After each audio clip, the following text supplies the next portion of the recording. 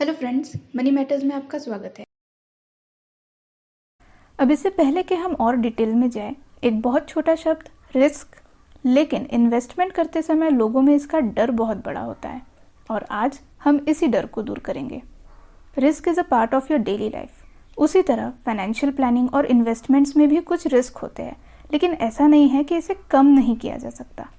हमारा ऑब्जेक्टिव क्या है, हमारे फाइनेंशियल गोल्स क्या है, हमारे रिस्क बियरिंग कैपेसिटी कितनी है। जब इन कुछ सवालों के जवाब हम देंगे तो हमको एक क्लैरिटी आएगी और हमारे ऑब्जेक्टिव्स के अकॉर्डिंग हम इन्वेस्टमेंट के ऑप्शंस चूज कर पाएंगे। जहाँ बात पैसों की आती है, लोग ज़रा भी रिस्क नहीं लेना चाहते। ऐसे ऑप्शंस चूज करते हैं जहाँ बिल्कुल रिस्क ना हो, जबकि पैसा कभी एक जगह टिकता नहीं। अब मान लो बैंक में आपने एफडी करा रखी है, लेकिन बैंक डूब गई, तो ऐसे में आरबीआई कहती है उस बैंक में आपका कितना भी पैसा हो, आपको सिर्फ 5 लाख ही मिलेंगे। 31 मार्च 2021 को आरबीआई डेटा से पता चला है कि इंडियन बैंक्स में 4.92 ट्रिलियन का फ्रॉड हुआ है, जो कि टोटल बैंक क्रेडिट का 4.5% है। तो क्या ये रिस्क नहीं है? और क्या इस डर से लोगों ने बैंक में पैसा डालना बंद कर दिया है? FD, RD, physical gold, traditional insurance policy, इसके बारे में हमें बहुत अच्छे से पता है और इसी में इन्वेस्ट भी करते हैं। रिटर्न्स कम ही क्यों ना मिले, लेकिन सेफ है बोल के यही इन्वेस्ट करेंगे। और इंश्योरेंस पॉलिसी लोग टैक्स बेनिफिट के लिए या फिर इसे भी इन्वेस्टमेंट समझकर करते हैं। इंश्योरेंस के ऊपर मैं एक अलग से डिटेल में वीडियो बनाऊंगी, जिसमें हम पॉलिसी लेनी ज़रूरी है, लेकिन उसके पीछे का हमारा ऑब्जेक्टिव क्लियर होना चाहिए। अगर हम स्टॉक मार्केट या म्यूचुअल फंड की बात करें तो काफ़ी लोगों को ऐसा ही लगता है कि इसमें तो पैसा डूबता ही है और रिस्क ही होता है। और काफ़ी लोग इसमें इन्वेस्ट भी करते हैं, लेकिन बहुत सारी बातें या उनसे रिलेटेड टर्म्स उन्हें उतने अच्छे से समझ नहीं आते, लेकिन हाई रिटर्न्स के चलते इन्वेस्टमेंट करते हैं।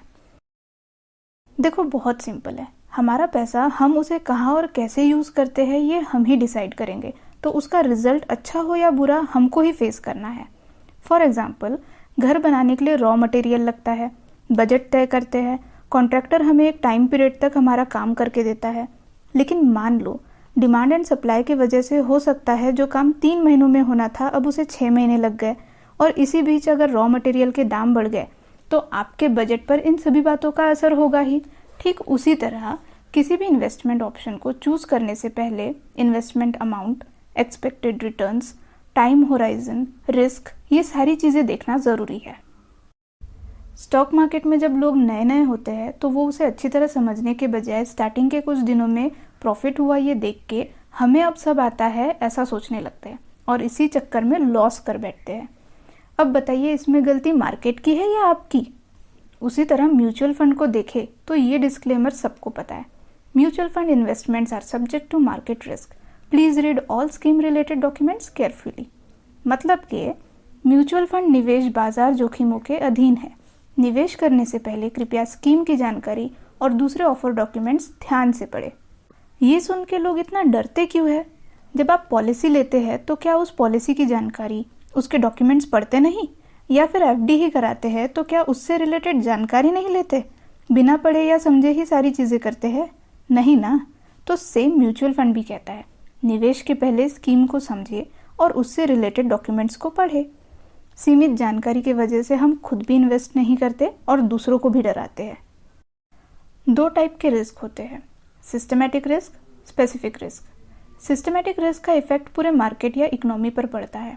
For example, inflation, interest rates, natural disasters, Wars, या रिसेंट एग्जांपल देखें तो कोरोना की वजह से ना सिर्फ हमारा वर्ल्ड वाइड मार्केट क्रैश हुआ था।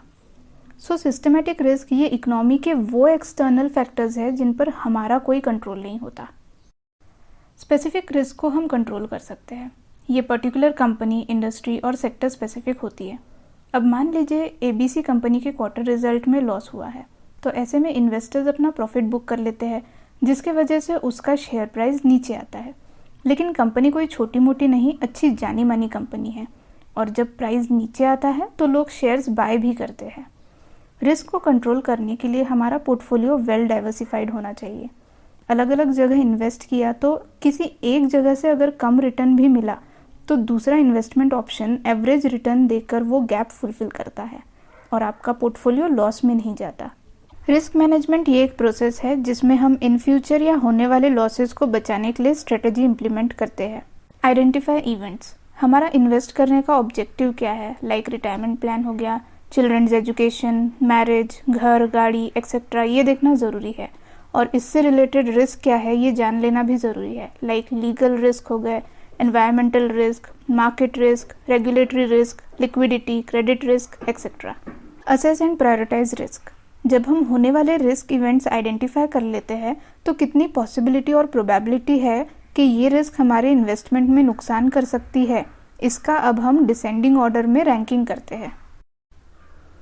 मॉनिटर एंड कंट्रोल, हमारे पोर्टफोलियो का क्वार्टरली, हाफ ईयरली या एनुअली रिव्यू लेते रहना, प्लस मार्केट और इकोनॉमी में क्या चल रहा है उसे मॉनिटर करने से उसका क्या इम्पैक्ट हमारे इन्वेस्टमेंट पर होगा ये हम जान सकते हैं और आने वाले रिस्क को कंट्रोल कर सकते हैं। Thank you everyone for watching this video. अगर आपको ये वीडियो पसंद आया तो लाइक, शेयर, सब्सक्राइब ज़रूर कीजिए।